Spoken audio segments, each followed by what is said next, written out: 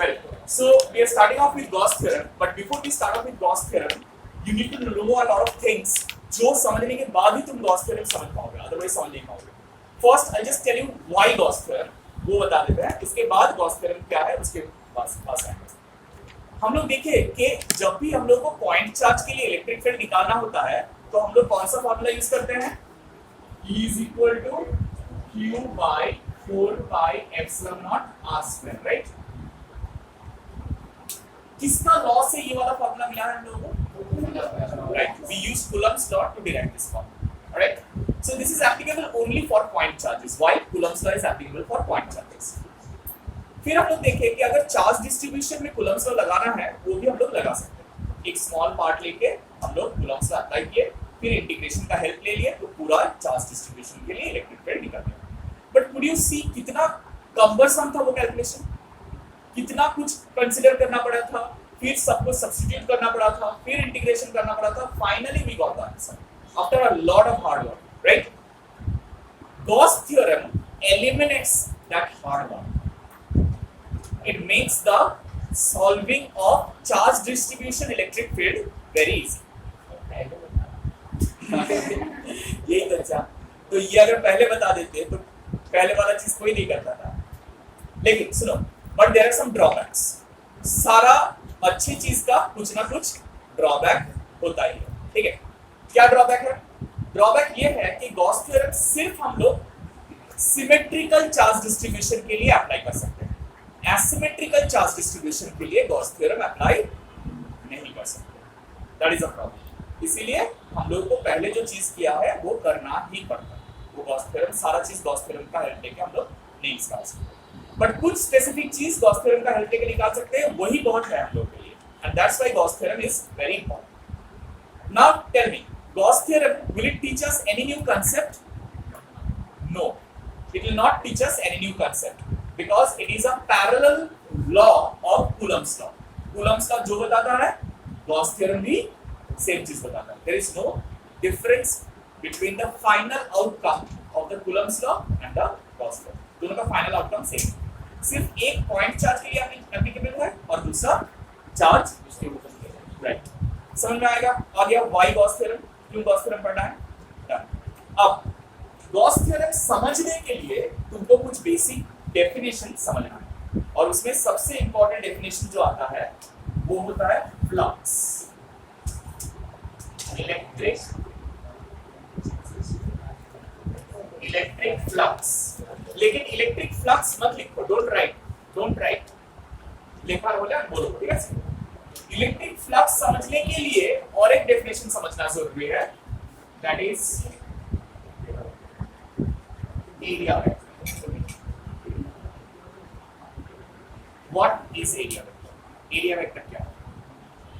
Area हम लोग deal किया है, बहुत जगह में एरिया डील किया है. राइट, सर्कल का एरिया पाई आर स्क्वायर होता है, रेक्टेंगल का एरिया लेंथ इनटू ब्रेड्थ होता है, स्क्वायर का एरिया लेंथ स्क्वायर होता है, रोम्बस का area half into product of diagonals होता है, ट्रेपेजियम का area half into product of the sides half into sum of the parallel sides into the product or multiplication with the height, the distance between the parallel sides.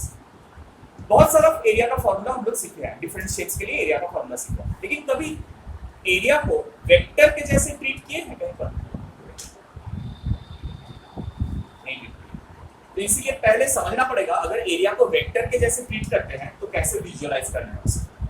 The first thing, those who know vectors, do you remember कि A cross B जब हम लोग करते हैं cross product, the magnitude of the cross product represents the area of the parallelogram containing the vector A and B. ये हम लोग जब वेक्टर किए थे तब हम लोग किए थे. राइट, तुम लोगों के साथ नहीं किया है क्योंकि डॉट प्रोडक्ट में क्रॉस प्रोडक्ट नहीं हुआ, कल करेंगे, तो इसीलिए वो थोड़ा प्रॉब्लम है. लेकिन for the time being, just know that whenever you do a cross product, what you do is AB sin theta. Cross product जब करते हैं तब क्या मिलता है हम लोगों को? ऑलराइट, अब AB sin थीटा का क्या है, हम लोग यहाँ पर यहीं पर विजुअलाइज कर लेते हैं. मान लो ये एक वेक्टर है A और ये एक वेक्टर है,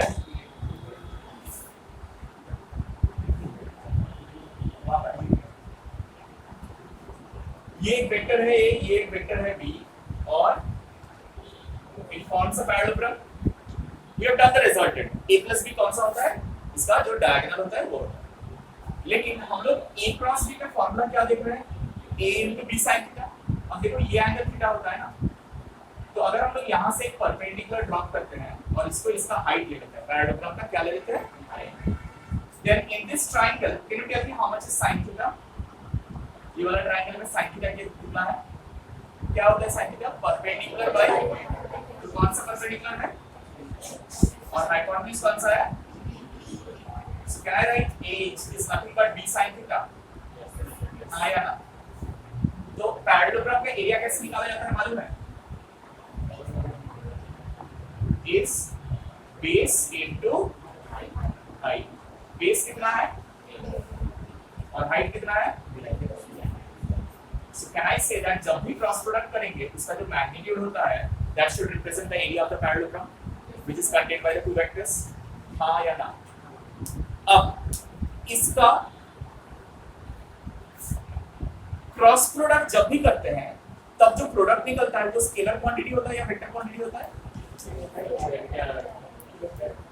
इसलिए क्रॉस प्रोडक्ट करते हैं ना ताकि जो क्वांटिटी निकले वो राइट, सो दैट मींस जो एरिया निकल रहा है वो भी एक वेक्टर क्वांटिटी, राइट। अब मुझे बताओ जब a क्रॉस b करते हैं तब ये वेक्टर कौन सा डायरेक्शन में डायरेक्टेड होता है,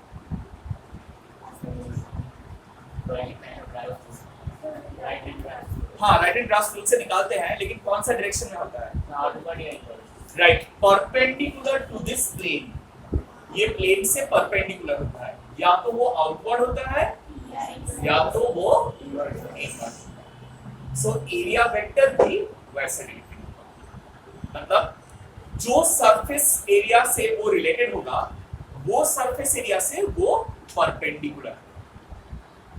अगर if I am talking about, I just give you a example, मान लो ये बोर्ड का एरिया निकालना है मुझे, ठीक है, so I can take the length of the board, I can take the breadth of the board and multiply to get the area.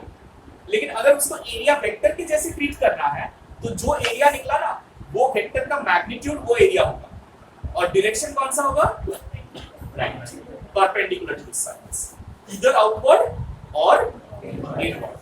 Outward वाला vector को हम लोग पॉजिटिव वेक्टर एरिया वेक्टर लेते हैं और इनवर्ड वाला वेक्टर को हम लोग नेगेटिव एरिया वेक्टर लेते हैं, दैट्स इट, समझ में आया, so write this down, area vector,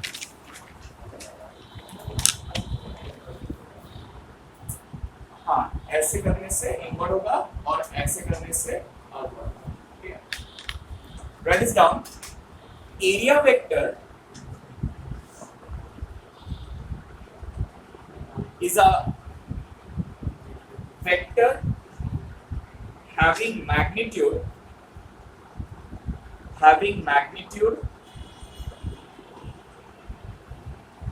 equal to the area of the surface to which it belongs, equal to the area of the surface to which it belongs। मतलब अगर board का area vector पूछ रहे हैं तो ये board का जो सरफेस एरिया है that will be the magnitude of that area, ठीक है, and directed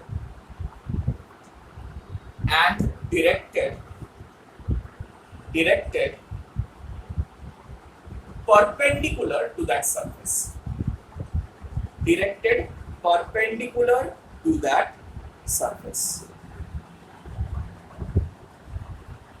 directed perpendicular to that surface, ठीक है। तो अगर मैंने ये डायरी ले लिया और बोला कि ये डायरी का जो सरफेस एरिया है इसका एक एरिया वेक्टर कोरिलेट करना है मुझे, मतलब विजुअलाइज करना है एक एरिया वेक्टर को which belongs to this surface of this diary, ये डायरी का ये सरफेस को बिलोंग करता है, तो वो एरिया वेक्टर विजुअलाइज कैसे करेंगे, ये सरफेस से परपेंडिकुलर एक वेक्टर समझ में आया, ये टर्म ये वेक्टर, हाँ राइट, ये साइड ले सकते हैं, अगर एक को पॉजिटिव लेंगे तो दूसरा को नेगेटिव लेंगे। अब ये समझना प्लेन सरफेस के लिए बहुत झमेला है कि कौन सा पॉजिटिव ले कौन सा नेगेटिव ले, क्योंकि कोई भी एक पॉजिटिव हो सकता है कोई भी एक नेगेटिव हो सकता है, लेकिन अगर सरफेस कर्व्ड होता है ना तब निकालना बहुत इजी होता है, क्यों, अगर कर्व होता है तो कर्वेचर का एक इनवर्ड होता है, एक आउटवर्ड्स होता है। तो जो आउटर सरफेस है वो नॉर्मल पॉजिटिव होता है और इनवर्ड्स जो नॉर्मल होता है वो नेगेटिव होता है। नॉर्मल क्यों बोल रहे हैं? नॉर्मल का मतलब perpendicular. Since the area vector is always perpendicular to the surface, that's why the area vector is generally represented as normal to the surface. Clear? Area vector क्या होता है समझ में आ गया? Clear to all of you? Now, flux. Electric flux क्या होता है? ये समझने के लिए एक बहुत सिंपल सा चीज हम लोग पहले समझते हैं, ठीक है? देखो, एवरीथिंग अगर हम लोग विजुअलाइज करेंगे समझ में आएगा, विजुअलाइज नहीं करेंगे तो कुछ समझ नहीं आएगा, राइट? मान लो it's a rain taking place and there is no wind blowing. क्या बारिश हो रहा है और कोई हवा नहीं चल रहा है, right? Now if you take a bottle to collect water, इसका कैप खोले और रेन में ऐसे पलट रहा, ठीक 5 मिनट्स नहीं, 5 मिनट्स बहुत ज्यादा टाइम है, से 10 सेकेंड्स पकड़ के रखें सीधा ऐसे। तो जितना पानी कलेक्ट होगा, अगर वो बॉटल हम लोग ऐसे इंक्लाइन करके पकड़े, सेम अमाउंट ऑफ पानी कलेक्ट होगा, ज्यादा होगा या कम होगा? कैसे पता चलेगा? I told you हवा नहीं चल रहा, राइट? पॉइंट, हवा नहीं चल रहा, सो पानी वर्टिकली गिर रहा है, कोई डायरेक्शन चेंज नहीं हो रहा है। हम लोग अगर ये बॉटल का मुंह ओपन ऐसे इंक्लाइन किए तो सेम अमाउंट ऑफ वाटर आएगा उसमें? तुम लोग बोले नहीं, सही, उसमें कोई दिक्कत नहीं है मुझसे। कम होगा या ज्यादा होगा? कम होगा। ऐसे कैसे पता कैसे चल गया कम होगा? तो बारिश सीधा गिर रहा है लेकिन इसका ओपनिंग जो है, ये इसका पूरा ओपनिंग मतलब पूरा फेस जो है वो पानी को फेस नहीं कर रहा है, इसीलिए उसका जो फेस पानी को कर रहा है वो थोड़ा कम हो गया है, राइट? बिकॉज ये जो इंक्लिनेशन बन रहा है, इस इंक्लिनेशन के लिए प्रोजेक्शन जो निकालेंगे हम लोग वो थोड़ा कम होगा और इसीलिए पानी कम होल्ड होगा। और अगर बॉटल को परफेक्टली हॉरिजॉन्टल पकड़े ऐसे, पानी आएगा उसके अंदर? कोई कुछ भी नहीं आएगा। क्यों? क्योंकि पानी गिर रहा है, बॉटल का मुंह भी ओपन है लेकिन उसका मुंह का जो ओपनिंग है वो सरफेस से पानी पैरेलली गिर रहा है, इसलिए कोई पानी कलेक्ट नहीं, right? Now try making some substitutions. क्या substitution? Try making some substitutions. जो पहले डिस्कशन किया उस डिस्कशन में कुछ सब्स्टिट्यूशन करना। क्या सब्स्टिट्यूशन? जो रेन ड्रॉप्स था उसको इलेक्ट्रिक फील्ड सोचो, electric field lines, electric lines of force. और जो बॉटल हम लोग पकड़े थे उसका जो मुंह ओपन था उसको surface area. When the surface area is fully exposed to the electric field lines, तो वो इलेक्ट्रिक फील्ड लाइंस वो सरफेस एरिया को फुल्ली पेनिट्रेट करके जा रहा है। It is creating electric flux. What is it? It is the number of electric field lines that are passing through that surface area. Remember, penetrating that surface area, not the number of electric field lines existent. Number of electric field lines always existent है, लेकिन अगर surface area उससे perpendicular है तो सबसे ज्यादा number of electric field lines उसके अंदर से पास करेगा, फ्लक्स सबसे ज्यादा रहेगा। लेकिन अगर मैंने उसी surface area को incline कर दिया तो number of electric field lines same pass करेंगे? कम होगा या ज्यादा होगा? Exactly like the raindrops, कम हो जाएगा और इसलिए फ्लक्स घट जाएगा। और अगर उसको परफेक्टली पैरेलल कर दिए, सरफेस एरिया को perfectly parallel to the electric field lines कर दिए, इलेक्ट्रिक फील्ड भी है, एरिया भी है, फिर भी फ्लक्स कितना है? So the flux depends upon the orientation of electric field lines with respect to the area. Area और इलेक्ट्रिक फील्ड लाइंस का ओरिएंटेशन के ऊपर डिपेंड करता है। And flux is a scalar quantity, it is not a vector quantity. So how do we relate area, electric field and flux? It is denoted by phi, and phi is equal to E dot S. क्यों? क्योंकि flux जो है वो एक scalar quantity है, electric field जो है वो एक वेक्टर क्वांटिटी है और सरफेस एरिया जो है वो भी एक क्या क्वांटिटी है? वेक्टर क्वांटिटी, एरिया वेक्टर अभी डिस्कस किया हम लोग, वेक्टर क्वांटिटी है, तो इसीलिए वो E डॉट S होता है। So you find out phi as E S into cos theta। Alright, तो पहले थोड़ा लिख लो, राइट दिस डाउन। हाँ, ये पहले बना लो and then write this down.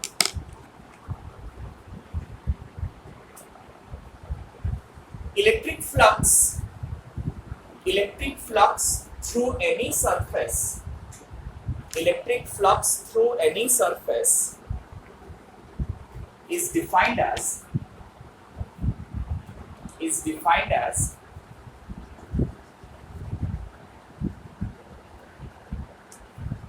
the number of electric field lines that are penetrating the surface. The number of electric field lines that are penetrating the surface. Penetrating the surface. Number of electric field lines that are penetrating the surface. Electric field lines that are penetrating the surface. Is that clear? I am. Up. Say there is a uniform electric field line existent along this direction. Alright? And we have a surface like this.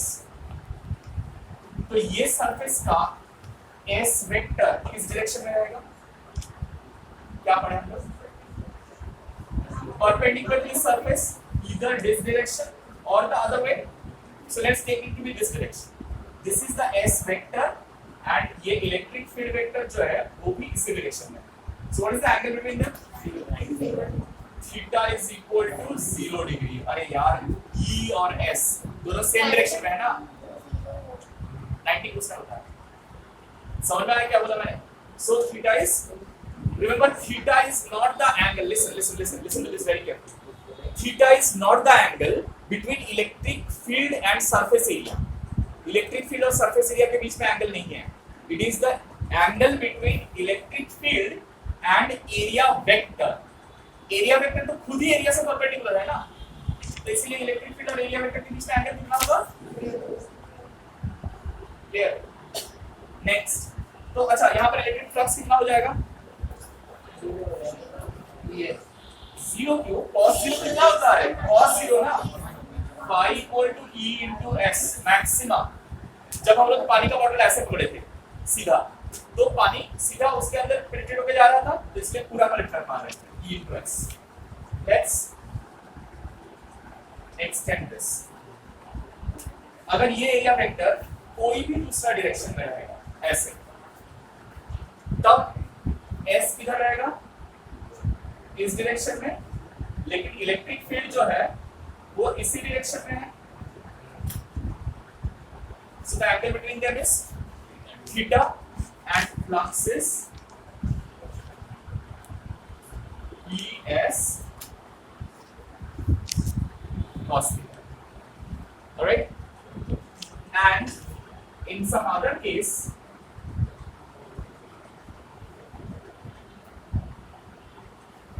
if this is the orientation of the what? Surface area. See, the electric field lines are parallel to the surface area. But what happens to the area vector? It is perpendicular to the electric field. So in this case, theta is equal to कितना degree? And cos 90 is?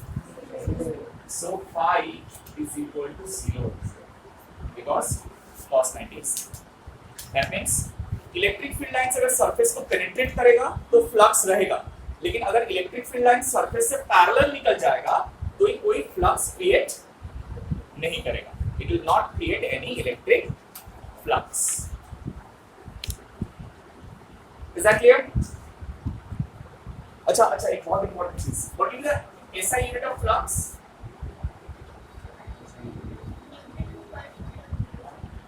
Flux will be, electric field का क्या था? Newton पर coulomb, और surface area is metre square, so it is newton metre square per coulomb. Newton metre square per coulomb.